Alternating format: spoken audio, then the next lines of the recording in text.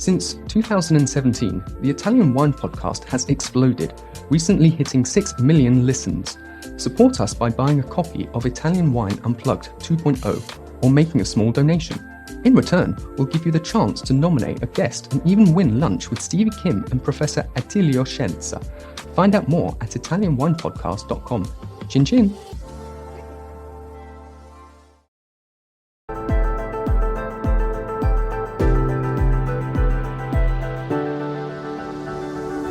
Welcome to the Italian Wine Podcast. I'm Cynthia Chaplin, and this is Voices. Every Wednesday, I will be sharing conversations with international wine industry professionals, discussing issues in diversity, equity, and inclusion through their personal experiences working in the field of wine. If you enjoy the show, please subscribe and rate our show wherever you get your pods. Hello and welcome to Voices. Today I am so excited to welcome Keenan O'Hern and Adam Rack to Voices. They are the founders of a company called Revino in Oregon in the USA, and they are working with recycled bottles. Keenan was just named one of Wine Enthusiast's Future 40. We don't know why Adam was not included in that. Somehow I think Keenan got all the glory there, and we'll just skip right over that. But we're very, very interested to hear this work about recycled bottles. This is something that's super important to me. We all know in our wine industry that sustainability is a real problem for us, and that glass and bottles are one of our biggest problems, not only in the making of the glass, but also in the logistics surrounding it. So I'm really excited to talk to both of you. Thank you both for giving me your time. This is such a treat to have two of you here. Absolutely. Thank you so much for hosting as well. We're just thrilled to be included in this conversation and to share a little bit more about what we're doing with Revino. Yeah, it's a joy. Let me ask you both how you got interested in the wine industry and looking at the carbon footprint and the sustainability of the sector. Absolutely. Yeah, it's a great question. For me, and this really started in 2008 when I went to a Roots and Shoots conversation or conference for middle schoolers, and Jane Goodall was speaking there. And she was talking about hope for the future and what we can do each day to kind of make a decision, right? To either better the planet and better the future or to not, right? Like there's really a cut and dry decision there.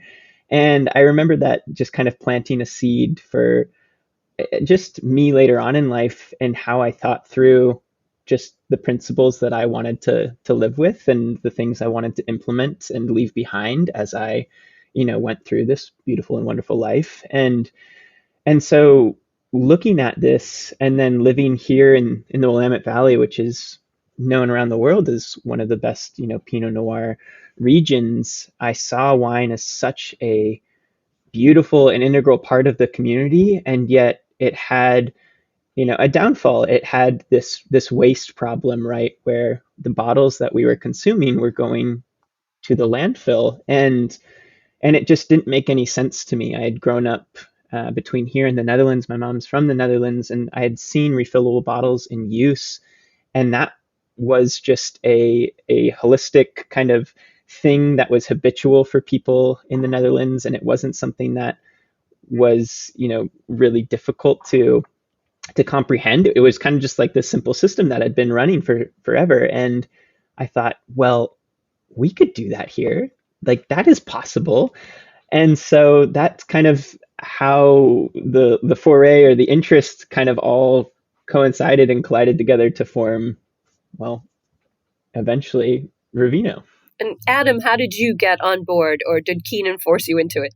A little bit of the latter. It's actually, so I similar story, I've always been into sustainability and the concept behind it. I grew up in rural Western Kansas, and, conventional agriculture was king. That was the only thing you could do in the countryside. And there were small ideas about 90 miles away from where I grew up. There's the Land Institute started by Wes Jackson, who was working on perennial grains, regenerative agriculture, all this stuff in the middle of a plot of acreage of wheat.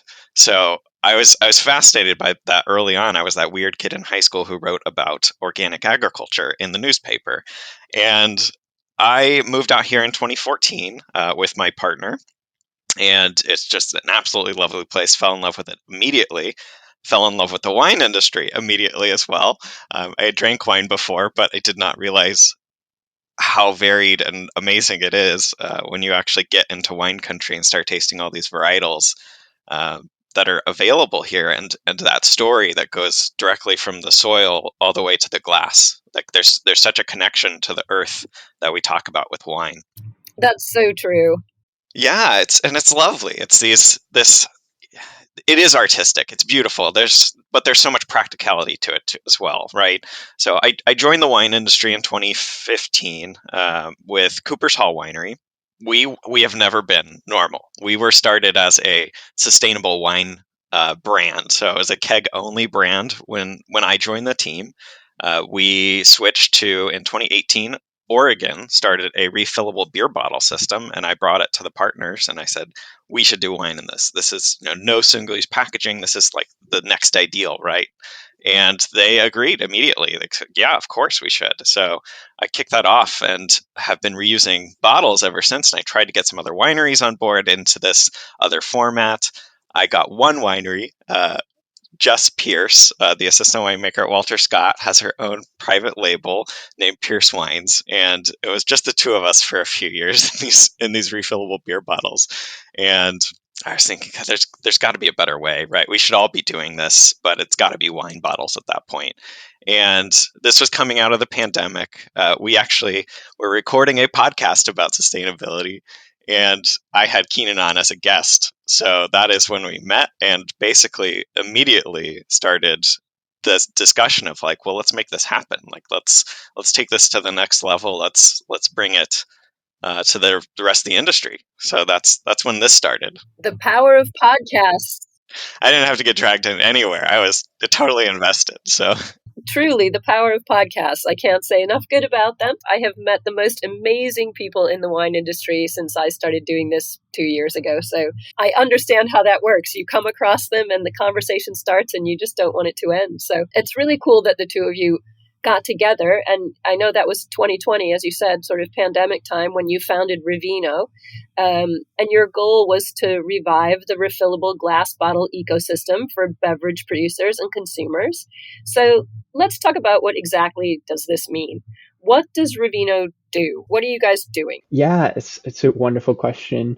And yeah, so right around 2020, just to kind of give a little bit of a preface to this, I was working on kind of the research behind all of this, right? Kind of identifying what had been done in the past, right? Looking at the milkman, looking at soda companies, Coca-Cola, Pepsi, that had really had refillable systems or ecosystems that had existed at some point, and try to like pinpoint when that ended, right? When did that stop? What happened during that time frame? And so there was this research period of looking at that and trying to identify. And Adam, like Adam said, he had the sustainability podcast. And so I had kind of compiled over, a year and a half, 2 years, all of this information. And I was just tickling with anticipation of like wanting to do this, right? I was just so excited. And Adam's like, yeah, I've been doing this for a couple of years with beer bottles and it hasn't really caught on, but I think we could do it with wine if we really created a system for it. And so what we had to do was we had to look at what works in other countries. And what we saw was that, well, in large part, other countries typically like to standardize the bottle if they can, right? And that's what the milkman did. And that's what Pepsi and Coca-Cola did. They had one single bottle and that was the bottle they collected. And so it was easy for consumers to see it, to identify it, to understand it. So we said, okay, well, that makes a lot of sense, right? We need to standardize. But then we said, what exists already in our state and in Oregon that we can utilize, and what do we need to add, right?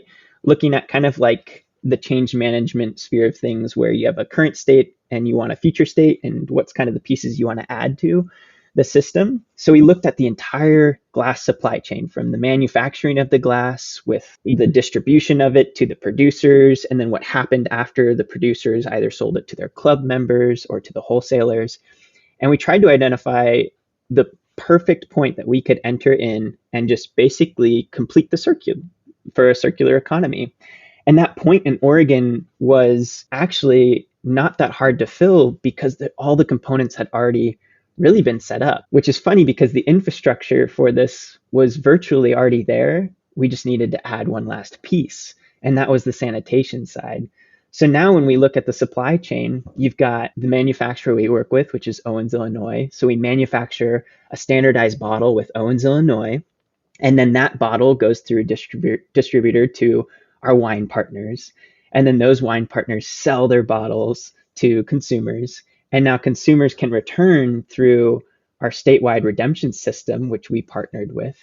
And all we had to do was set up a sanitation washing facility to collect those bottles back, wash them, and then return them back to the actual wineries. And so for us, it was like looking back at history was kind of this almost twofold experience because we got to see what both worked and what didn't work, and actually like just take from history what had been done really well and just reapply it to present day in a new supply chain. And so far it's been a really fruitful process. Well, it's so interesting that you sort of looked back at the history of refillables, milkmen and things like that. In England, where I lived for a long time, milkmen still exist. You still get if you want them, especially in rural communities.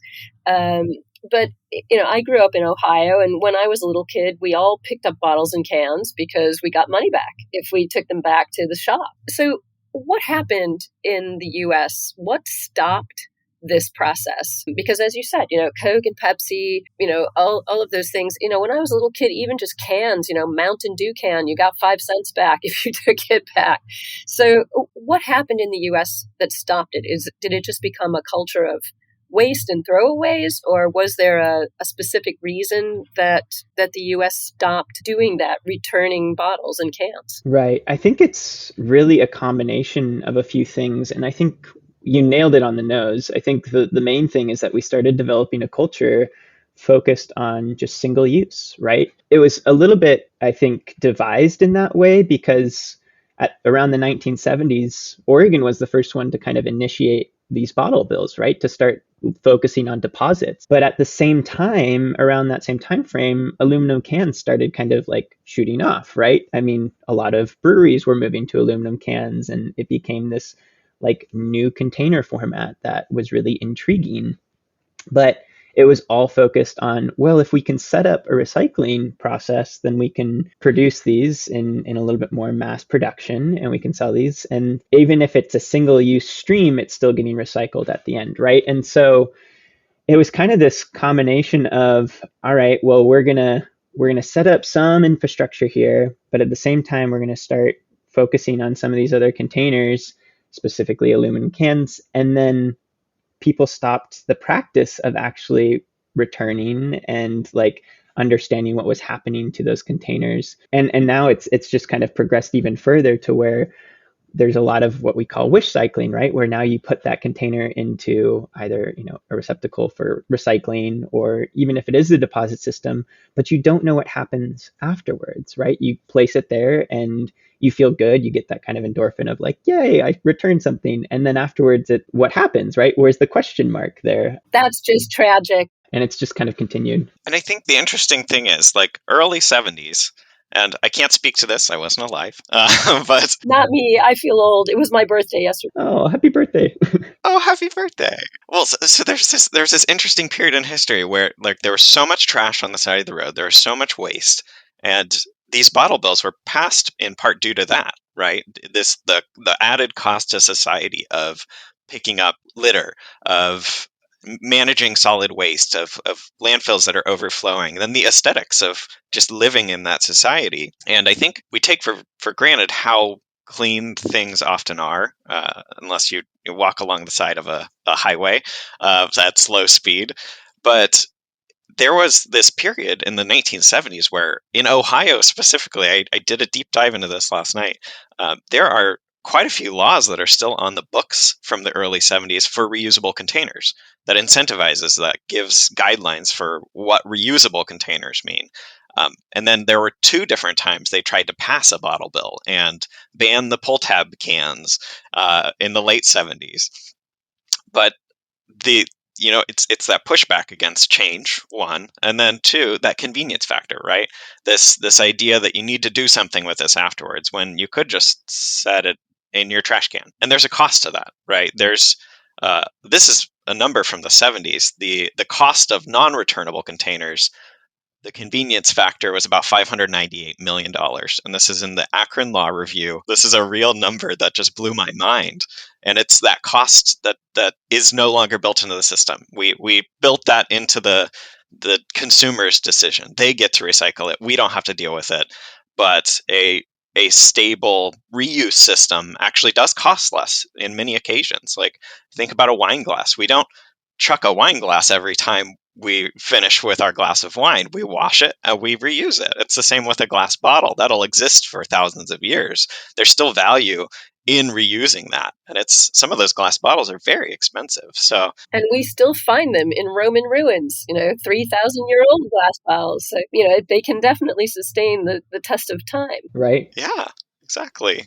We should be reusing. We should be celebrating this glass, this long-lived, beautiful thing that we've created that is really the only option for aging wine, right? We can't age wine in plastic for very long. No, definitely not. And certainly not in cans. So, well, as you said, you were looking up statistics, and I went through the statistics on your website, which are pretty depressing, I have to say. 16.2 billion glass bottles and containers used annually. I'm guessing that's the whole U.S., not just Oregon. And of that, only 9 to 30% are recycled, which is a pretty big spread, 9 to 30%. So I'm thinking probably the real number is somewhere closer to 9. Yes. And virtually none of that is reused commercially. But Revino bottles can be reused 50 times if they're cared for properly. And after 3 uses, the carbon emission is 0. So tell me about Revino bottles. What makes Revino bottles special? What are you guys doing to differentiate them? How many people have you got working for you? Somebody's got to be washing all these bottles and picking them all up. What's going on? Yeah, we're a scrappy startup, right? It's the two of us. We've got a whole team of just amazing advisors and supporters in the industry and voices that have been, I think, asking for this solution for a long time, or even celebrating or considering starting their own solutions, right? These only their own wash systems, but it doesn't pencil out for someone of 5,000 cases. And most of the people in the industry are busy running their wineries. We barely have time to do that correctly, much less to start a whole new infrastructure. So, and especially with all the climate, sort of challenges that have been facing all the vineyards all over the world this year. Yes, and that's that tipping point, right? That's what we feel like we are at. We feel that urgency behind it. A lot of wineries are feeling the same urgency. They're coming to the table. They're reaching out to us and saying, okay, we know there is maybe taking some of the bottle, that pure label that we designed, and we selected this bottle a decade ago, and it's part of our brand, but we're willing to make that small sacrifice for this huge carbon savings, for this huge opportunity to reuse a glass bottle versus just yes, but I have my bottle. There's a lot of wineries ready to let go of that. But part of what we did with the bottle is bring the wineries to the table in designing that, right? So the wineries got the input. We went to the drawing board 4 times from scratch. We thought we got it right the first time, but we wanted some input, and then everybody said, no, this is ugly. It's got to be beautiful. We're selling $45 bottles of Oregon Pinot Noir. We can't. Yeah, wine people. They don't want ugly. And part of the problem is we have to have a bottle that is identifiable throughout the system, right? So you can reuse any glass bottle that's out there. Even very lightweight, thin bottles are washable. You have to be a little bit more careful with them, but they're all, they can establish and do this process. But what we looked at was that whole supply chain, going back to our partners at OBRC, going to our partners at OI, having them bring in the German engineering team that understands refillable systems and how bottles stand up over time and where damage can be acceptable, where wear patterns are. So we took that whole reuse system education, the knowledge around it, and brought that knowledge base over to our bottles. And we brought it to the wineries and we said, okay, this has to be identifiable 360 degrees around. So we have to have some sort of design feature, right? And it's got this elegant swoop on top of the bottle. You can look at it on our website. And it's this elegant swoop. I did, and people should go and look at it, and people who need to invest in you should go and look at it. Yeah, it's inspired by leaf shape, right? And it's got this organic feeling, this beautiful aesthetic that so far very few wineries have said, like, this is an ugly bottle. It's hard to turn down. And there's also some information behind it. There's consumer preferences. Like they actually like this bottle. They would choose this when they're thinking, what do I pick on the shelf, right? So we came to the table with a lot before we got to where we are. And we went through many revisions to get to this point where this bottle can be tracked and sorted through automated systems in the future with our partners at the Oregon Beverage Recycling Commission. So it's got the opportunity to collect again. And then it's also got the opportunity that consumers can identify. So if they want to buy, if they want to speak with their voice and what they care about, they can just immediately set their eyes on this and say, oh, this is a refillable bottle. I can grab that. I can take it back and make sure it goes back into the system. So the people that care can just go get it. And the people that don't care can say, that's a pretty bottle. I'll go buy that. And that's the incentive to get, more wineries on board, because it's this unique shape that can actually, increase sales over time. Most other bottles just look like bottles. You can say some are more elegant, but some people might say ours is ugly as well. So we're not alone there. But Well, and I would add too, because you mentioned some of those statistics, right? And I think when we speak about our bottle and we speak about just what we're trying to do with it, it really comes down to the fact that they were dismal, right? When you look at 9 to 30% recycled, that's a very sad number. And even for us, it kind of like gets us a little pessimistic about the future. We're like, oh man, is this like really gonna happen? Is this really gonna, like, can we make a dent in this problem? And that's kind of those times when we kind of have to dig in our heels and even go further. Even when we're already refilling the glass and we're collecting this back and sorting it with AI and doing all of these things.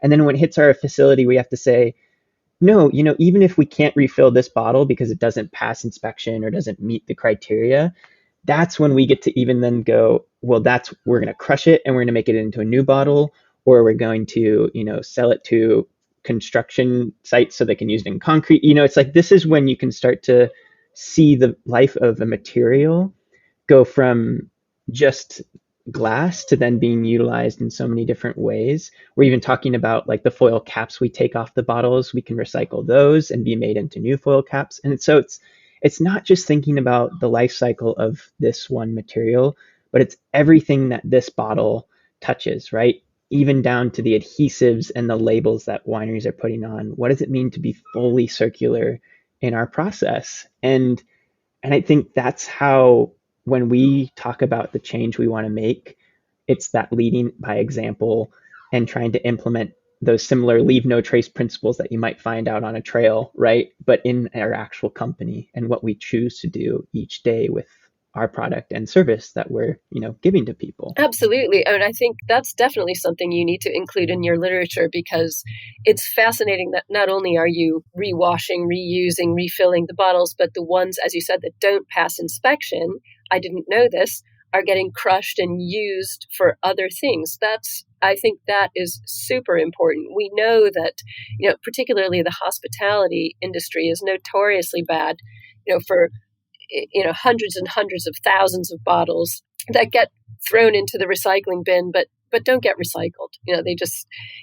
But they could be used for these alternative purposes, crushed and used in concrete. I never heard of that. That's amazing. I think that you're doing a lot more than just your amazing bottle with the leaf swoop on it. And I think this is probably the leading edge of going forward with this kind of technology. I'm in total agreement with you that, sustainable packaging has to include labels, adhesive, all those things, not just the bottles. So you guys are certainly on the right track. But, again, back to sort of the sad statistics, and I hate to push you guys on this because you're at the beginning and I see a great future here. But at the moment, you've only got around 30 wineries in Oregon who are using your bottles. So That's not enough. And what's your strategy to drive that number up? Because I'm sure you have one. Do you see moving on to other states? Like California would be an obvious choice. Are you, looking at taking your technology and your philosophy, which I think is just as important as the technology, into other places? How are you going to get, 30,000 wineries using your bottles? Wine to Wine Business Forum. Everything you need to get ahead in the world of wine. Supersize your business network. Share business ideas with the biggest voices in the industry. Join us in Verona on November 13 to 14, 2023. Tickets available now at winetowine.net. I'm so mean. You guys have been in the business for 3 years. Yeah. It's a great question. And I think starting out, it was really, we were operating under the assumption that we knew this was not something that would be maybe quick to adoption. And that was because we were really assessing and trying to implement this in a culture that has largely been driven purely by consumption, right? It's like, all right, I need to sell as much as I possibly can and consume that. And then the disposal part, that's kind of like a last ditch effort or like the kind of end of the process thought, right? And so, or as you said, in some states, it's somebody else's problem. Exactly. And so we knew that that was going to be a really difficult hurdle for us. And so the first 30 wineries that we've been able to work with this on, those are our early adopters. Those are the ones that are really change makers. They're kind of, bold. They're willing to kind of bring this to their consumer and educate them.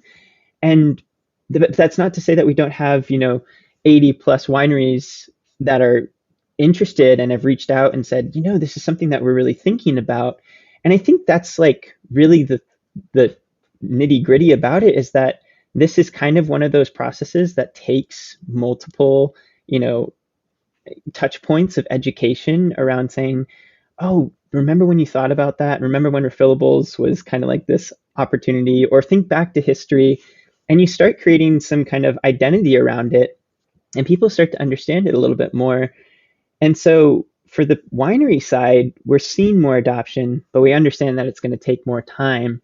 But that's why we also see this as kind of this two-sided double-edged sword, where we're not just focusing on educating the producer or the winery, it's really the consumer as well, right? It's how do we share with the consumer about the opportunity that they have to then, purchase from this producer over potentially another one, because of the benefit to, one, the planet, and to the circular economy that this now winery is promoting because they're using our bottle, right? And there's this opportunity there that people get really excited about. And so we do kind of have to focus and split our brains a little bit and focus on two different things, because it's imperative that we educate not only the producer on the benefits, but then the consumer on what it means to purchase that bottle. For sure. And we want to get the consumers to demand this kind of bottle. Right. And exactly. That's what's going to convince the producers to do it. Exactly. And then when we think about expansion, Willamette Valley was this perfect kind of area where we had a large portion of wineries right next to a big populous area. So we knew that a lot of consumption was going to happen really within, a 30 to 50 mile radius of where some of this wine was being produced. And that meant, light bulb, we could collect a lot, right? We could go to that populous area, Portland, Oregon, and work with OBRC to run collection throughout the state. And that was this kind of really beautiful closed loop system that we could tap into. But then we started thinking, well, Washington and California are two large producers in the United States, California being the largest. And those are markets, right at our doorstep, right to, the north and the south of us. And so how do we start implementing in those states? Well, California already has a bottle bill, so there's opportunity to kind of key into some of that infrastructure while building some of our own. And then Washington as well. And that partnership with OBRC has been fruitful because they're also working with some of these other states to help with the implementation of their own infrastructure, because it's become this really prized and awarded system, this green bag system that they've developed here in Oregon, where people can just put their bottles in a green trash bag and bring it back to, this, redemption center, and they get a deposit for it. And it's just this process that's worked really well. So when we think about expansion, there's this great opportunity to expand into those states. But Adam will say this too. This is something that is going to require a larger, conversation and community that comes together and starts working on this in tandem, right? And we've started to see this on a global scale, where we've had the chance to meet with washing facilities all over the world and talk about what it means to set standards for this process, and what it means to, implement and start building infrastructure for not just the next 10 years, but we're talking, 100 to 200 years. What does this mean to really create something that's stewarding this process for, the long run? And what we've seen is that there are companies that are focusing on this, right? And what we've started to do is come together as a community of companies and individuals trying to implement this really good work and focus on it together, because we can amplify and advocate for each other and really start to see our efforts multiplied through that kind of codependency and working in collaboration. And that's been probably the most exciting and fruitful thing that we've found in terms of our work is bringing that community together to start working on this as a joint effort. Right. I have to say, I don't know what's in the wine in Oregon, but every time I talk to somebody from Oregon, and specifically Willamette Valley, all of you are very positive. You're very forward thinking. I mean, you're very lucky because you're in a haven of supportive community builders, very inclusive, open to new ideas. I'm one of these days, I think I'm going to have to move to Oregon for 6 months just to experience this amazing, accepting, open door mindset, which definitely doesn't exist in Italy, I can tell you. It's this kind of discussion on sustainability and looking forward, as you threw into conversation, 100 years, 200 years, that doesn't come into conversation here, but it really needs to. So, this idea of a circular economy in wine, Italy, it's only in what we call vino sfuso, which is essentially an inexpensive kind of bulk wine that people buy at their local wineries and cooperatives. Doesn't have to be bad quality. It's never, fantastically high quality, but perfectly quaffable. And everyone brings back their own glass jug, not just a bottle, but actually like a little old 2-gallon jug with a little ring handle on it. And that's pretty much the only time you see that in Italy. So, it's kind of considered the lowbrow end of wine. And there's been a lot of backlash in Italy and in France, a little less in Spain, but France and Italy for sure, about lowering bottle weight and changing label paper and adhesive and things like that. So how are you guys going to, sort of deal with all this pushback? I'm sure some of the more traditional, successful, long-standing vineyards in California are the same. So you have your work cut out for you, but I suspect you're already thinking about this. What's your strategy to push back against this resistance to change and resistance to what the planet needs, moving away from we've always had it in a heavyweight bottle, so that's how it goes kind of mentality? Yeah. Well, this is interesting. So that going back to that concept of like community building, right? This is what we want to start with. We want to start with those people at the table. We want it to bring everybody. This can't just be for the premium end or the lowbrow end, although let's be honest, that's where the volume is, right? That's where you make a really big impact just with one 10 million case winery, which is, of course, all of Oregon production. So it's there's the options there, but I think we've had those conversations early on. We've had those early adopters, and they've typically ended up at the premium side of the market here, which is a great opportunity to really sell this concept of reuse as the premium. It's the best option. It's the bottle that was designed for the wineries by the wineries. They were the ones that chose the shape. They were the ones that came to the table in all these meetings that we had and said, I don't like that. I want this. I want that. And we somehow piecemealed those together into something that can be accepted by not the lowbrow, right? This is the elevated option currently on the market. We have a bunch of these amazing legacy producers that you mentioned having this long-standing pushback against the lighter weight bottles, but we've actually seen the opposite here, which is a beautiful story to tell, and I hope that can spread. But I think we're just beginning to see that paradigm shift in the wider industry. There was a study recently that came out that said consumers are even starting to identify lightweight glass bottles because they think it's the best option. The consumers will drag us along too, right? the ones who are early adopters, we're great. We're in with them. We're bringing them to the table. They're super excited about this and celebrating what they're doing. And that's what they do in the vineyards. They talk about how they dry farm. They talk about the regenerative agriculture practices they're moving into. So why can't that be the same with glass, right? Absolutely. I think, and again, as you said, community building doesn't have to be small. We can build a global community around this. And in fact, we really have to. It's incumbent upon us to do that. I have 6 kids, and I would like my grandchildren to have a world they can live in. So it really is important for us to do this sort of a thing and to move it beyond what seems simple. You were saying you're also looking at taking the foil capsules and doing all sorts of other things. So it is a concept that is bigger than all of us. And I like how you're going to reach out and do that. So, just before I let you both go, you just said your aim is to be a steward of organizations that will take on this sustainable change. So what strategies have you got in mind? How are you going to innovate in the future? How are you going to create this community? Don't talk about Oregon, because those people love community. I want to talk about the people who are sort of a little put off by this community idea and they're not convinced yet. What's your strategy? How are we getting them on board?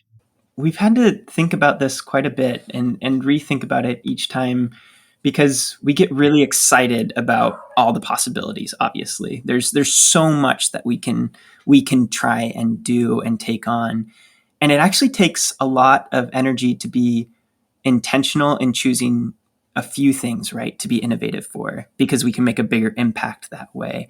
And so one of the things that we get, just really excited about is, okay, instead of making this just about the bottles and making this about, our process and our system, what if we created an educational platform that allows people to key in and start learning about these things more in real time, right?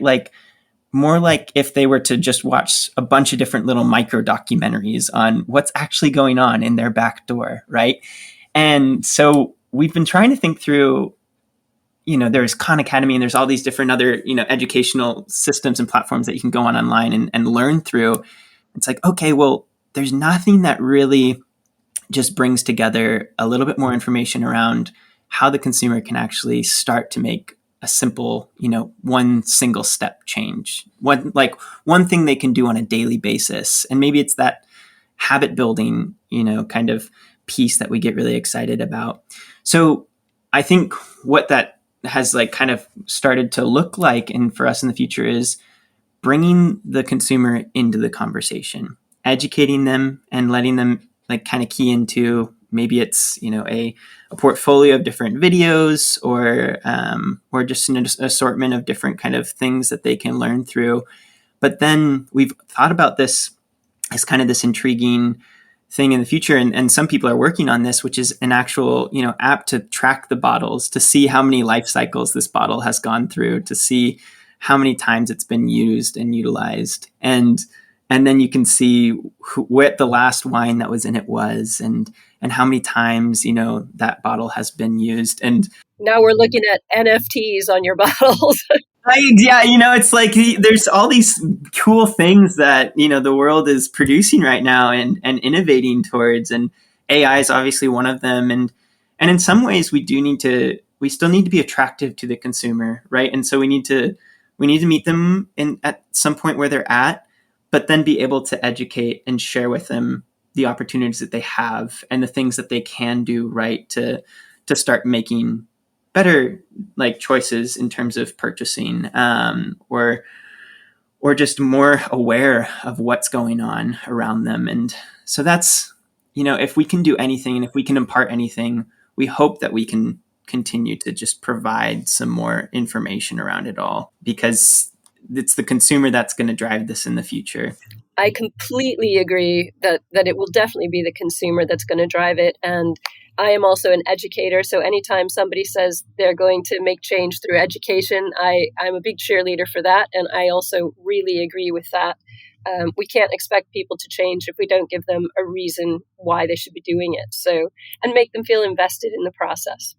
And look at who the next consumer is too, right? Kids are starting to think about wine. The next generation of winemakers is more and more excited every year about what people like us are doing. This concept of reuse and pushing, let's be honest, pushing their parents to choose something better, or shaming.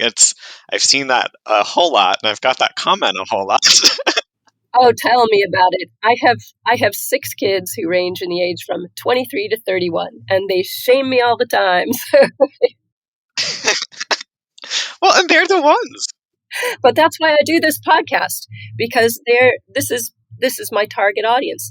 This is in the future, as you said.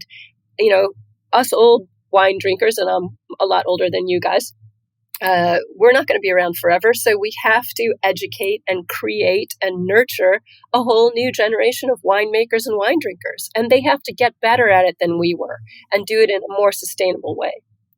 Yeah, there's this stodginess that comes with wine from the educational perspective, and I've always been working at wineries that have tried to push back on that. We played hip hop in the tasting room, and that's the next step, right? We're trying to meet the college kids where they're at. We're trying to be there and help all the wine education programs locally and be a part of that and welcome them into our space and talk about what's working and not working and get their ideas. Because, I think Keenan and I are both realistic that the best ideas are probably going to come from someone else that just we met randomly on a Tuesday. Well, and I think having, eager, open young students around is always, for me anyway, a touch point for creativity. I teach primarily American students who are on their semester abroad in Italy. They're a blank canvas for wine in general and Italian wine in particular. And I love having those conversations. They have no points of reference. It's a great moment to, I could either completely put them off by using exclusive WSET, old white English man language, or I can be aware of their culture and aware of their background and why they don't know what a gooseberry is. So I need to think of a better way to describe something. And I think having those young, inquisitive, blank canvases around makes you be more creative because you feel responsible for what they're going to do.